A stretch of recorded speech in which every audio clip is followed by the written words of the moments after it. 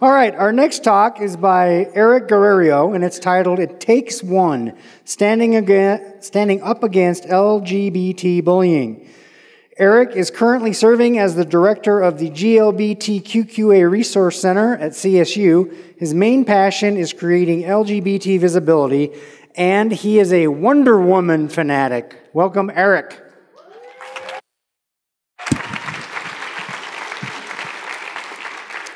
Good evening. My name is Aaric Guerriero. These are some of the roles and identities that I hold that are very important to me.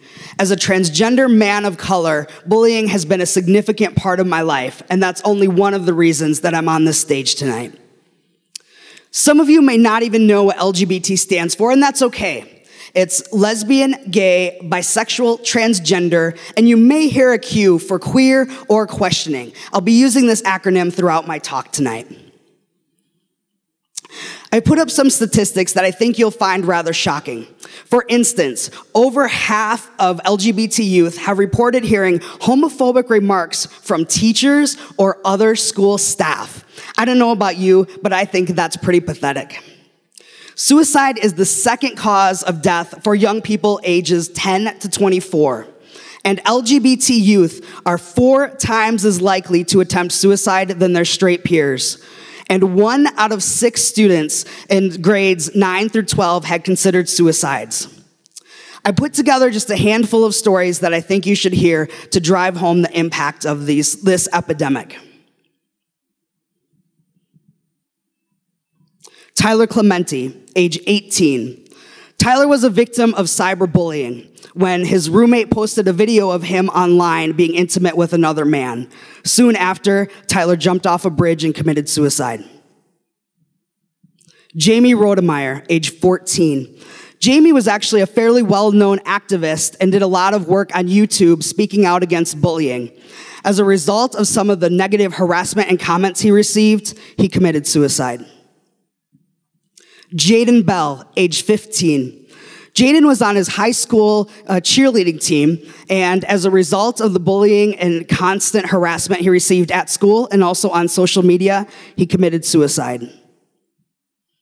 Leela Alcorn, age 17. Leela was a transgender teen who, after coming out, lost family support and felt very isolated and alienated. She posted her suicide note on Tumblr and committed suicide a day later. Cameron Langrel, age 15. Cameron came out as transgender on Facebook, and after the negative comments and negative feedback he committed suicide the very next day. This is an epidemic. This isn't something that's happening in one town or one city. This is happening nationwide to millions of youth. So what can we do? How can we stand up and fight against this? First, we need to talk about it. A lot of people think that talking about suicide or self-harm only leads a person to suicide and self-harm. This is not true. We need to talk about it and bring visibility to these issues and let our youth know that there are support and resources. We need to provide education. We need to educate ourselves on identities, on diversity, on things that make us different and things that make us the same. But we also need to provide that education to our youth. We need to model respect. If youth see us getting along and respecting each other, whether we have differences or whether our backgrounds are different or our identities are different, if we can respect each other, our youth can then model that respect to each other. We need to reach out. A lot of people with suicidal ideation don't reach out for help. So we need to be the hand that's reaching out to them. What can we do? You can just be a support and listen, but reaching out is so important. We need to stand up and speak out. That's why I'm here tonight. I'm speaking on behalf of those whose lives and their voices have been silenced forever. And I'm standing here hoping that you will join me in this fight against LGBT youth bullying. Support. You don't have to be LGBT to support. You don't have to know what LGBT is to support. You just have to care. If one person cared about one youth, their story could be changed forever. I'm going to leave you with one final story. Now, the story has a multitude of varieties, and this is just my spin.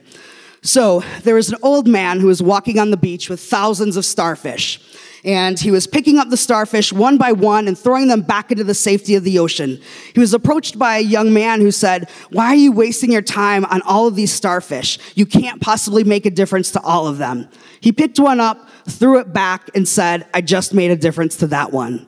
I want you to be a difference to one starfish." Never doubt that a small group of thoughtful, committed people can change the world. Indeed, it is the only thing that ever has. Margaret Mead. Thank you very much.